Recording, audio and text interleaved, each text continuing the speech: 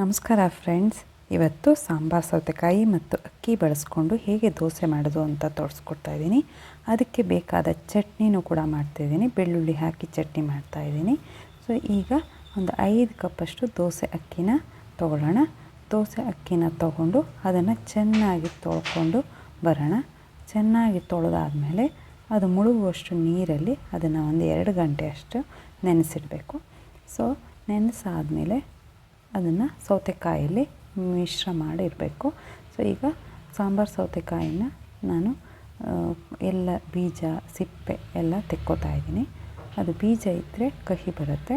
So ಅದರಿಂದ ಸಿಪ್ಪೆನ ಬೀಜನ ಚೆನ್ನಾಗಿ ತೆಕ್ಕೊಂಬರಬೇಕು. ತೆಕ್ಕೊಂಡಾದಮೇಲೆ ಇದನ್ನು ತುರಿಬೇಕು ಅಥವಾ ಇದರಲ್ಲಿ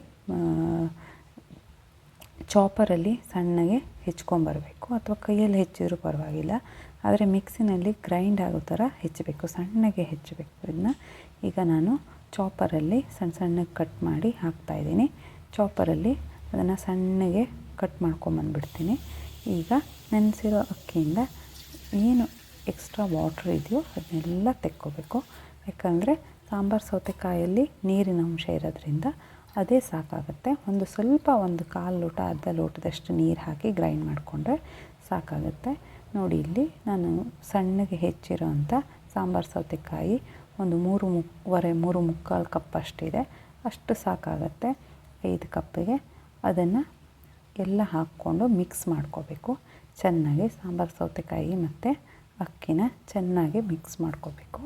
ಸೊ ಅದೇ ನೀರಲ್ಲಿ ನಾವು ಗ್ರೈಂಡ್ ಮಾಡ್ಬೋದು. ಸ್ವಲ್ಪ ನೀರು ಹಾಕಿದರೆ ಸಾಕಾಗತ್ತೆ ಇದಕ್ಕೆ. ಸೊ ಆಮೇಲೆ ಕನ್ಸಿಸ್ಟೆನ್ಸಿ ನೋಡಿಕೊಂಡು ನೀರನ್ನು ಆ್ಯಡ್ ಮಾಡಬೇಕು. ಸ್ವಲ್ಪ ಉಪ್ಪು ಹಾಕಿ ಗ್ರೈಂಡ್ ಮಾಡುವಾಗ ಸ್ವಲ್ಪ ಉಪ್ಪನ್ನು ಹಾಕಿಬಿಟ್ರೆ ಒಳ್ಳೆಯದು. ಸ್ವಲ್ಪ ಉಪ್ಪು, ಸ್ವಲ್ಪ ನೀರು ಹಾಕಿ ಅದನ್ನು ಫೈನ್ ಪೇಸ್ಟ್ ಥರ ಮಾಡ್ಕೊಂಬರಬೇಕು. ಇದು ನೀರು ದೋಸೆ ಹಿಟ್ಟಿನ ಹದಕ್ಕೆ ಇದು ಮಾಡ್ಕೋಬೇಕು. ನೀರಾಗಿರಬೇಕು ಈ ದೋಸೆನೂ ಕೂಡ. ನೀರಾಗಿ ಹಿಟ್ಟು ನೀರಾಗಿರಬೇಕು. ಸೊ ಈಗ ನೋಡಿ, ನೀರಾಗಿ ಮಾಡ್ಕೊಂಬಂದಿದ್ದೀನಿ. ಇದಕ್ಕೆ ಇನ್ನೂ ಒಂಚೂರು ನೀರು ಹಿಡಿಯುತ್ತೆ ಆ್ಯಕ್ಚುಲಿ. ಈಗ ಇಷ್ಟರ ಮಧ್ಯದಲ್ಲಿ ಚಟ್ನಿ ಹೇಗೆ ಮಾಡೋದು ಅಂತ ನೋಡ್ಕೊಂಬರೋಣ. 2 ಕಪ್ನಷ್ಟು ಹಸಿ ಕಾಯಿ ತುರಿ ತೊಗೊಂಡಿದ್ದೀನಿ. ಹಾಗೆ ಶೇಂಗಾ ತೊಗೊಂಡಿದ್ದೀನಿ, ಹುರಿದಿರೋ ಶೇಂಗಾ. ಇದು ಒಣಮೆಣಸು, 4-5ರಷ್ಟು ಬೆಳ್ಳುಳ್ಳಿ ಹೆಸಳನ್ನು ತೊಗೊಂಡಿದ್ದೀನಿ. ಈಗ ಒಣಮೆಣಸನ್ನು ಫಸ್ಟು ಹುರ್ಕೊಂಬಂದುಬಿಡೋಣ. ಹುರಿದೇ ಇದ್ದರೆ ಅದು ಚೆನ್ನಾಗಿ ಗ್ರೈಂಡ್ ಆಗೋಲ್ಲ. ಸೊ ನೀವು ನಿಮ್ಮ ಮನೇಲಿ ಬೇರೆ ಬೇರೆ ಥರದ ಚಟ್ನಿ ಮಾಡ್ತೀನಿ ಅಂದ್ಕೊಂಡಿದ್ದೀನಿ. ಸೊ ಯಾವ್ಯಾವ ಥರದ ಚಟ್ನಿ ಮಾಡ್ತೀರಾ ಅಂತ ನನಗೆ ಕಾಮೆಂಟ್ ಸೆಕ್ಷನಲ್ಲಿ ಬರೆದು ತಿಳಿಸಿ.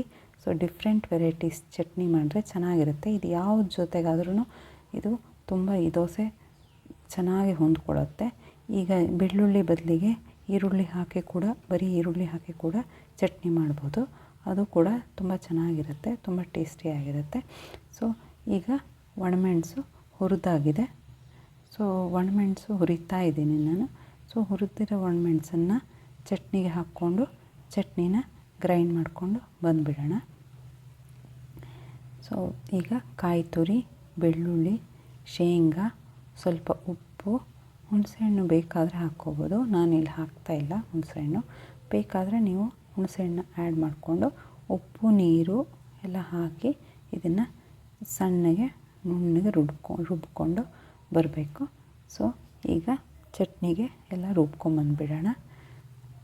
ಸೊ ಇದಾದ ಮೇಲೆ ನಾವು ದೋಸೆ ಹೇಗೆ ಮಾಡೋದು ಅಂತ ನೋಡ್ಕೊಂಬರೋಣ.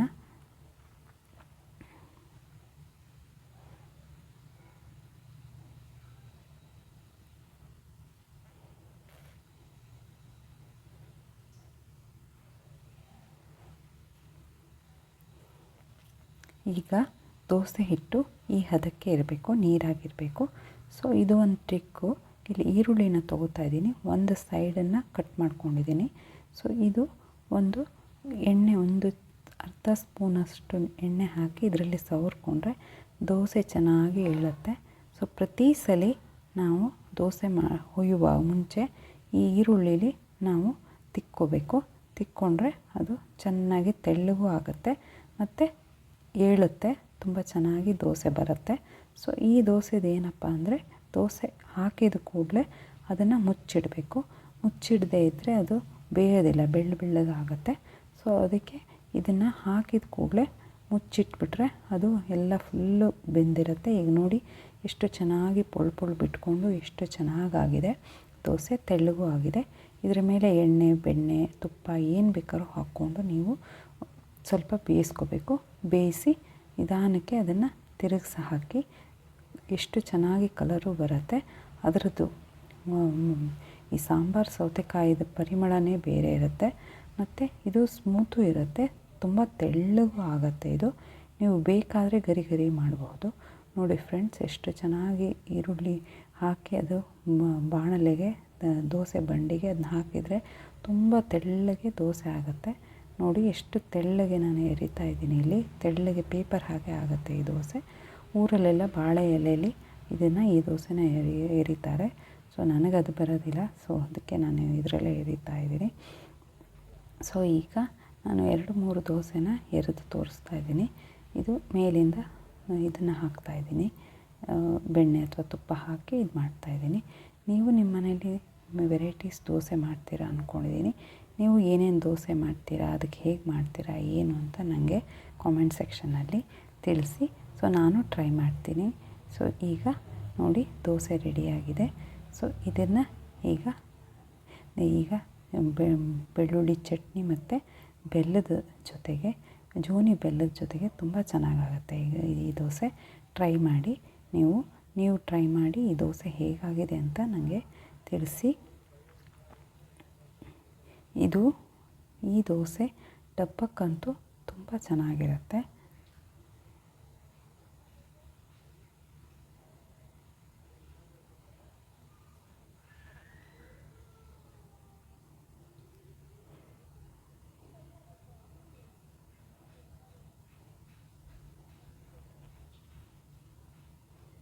ನೀವು ಈಗ ನೋಡ್ತಾ ಇರ್ಬೋದು ಎಷ್ಟು ಚೆನ್ನಾಗಿ ಕಲರು ಬಂದಿದೆ, ಮಧ್ಯೆ ಪೊಳ್ಳು ಬಿಟ್ಟಿದೆ, ತೆಳ್ಳಗಾಗಿದೆ, ಒಳ್ಳೆ ಪೇಪರ್ ದೋಸೆ ಆಗಿದೆ.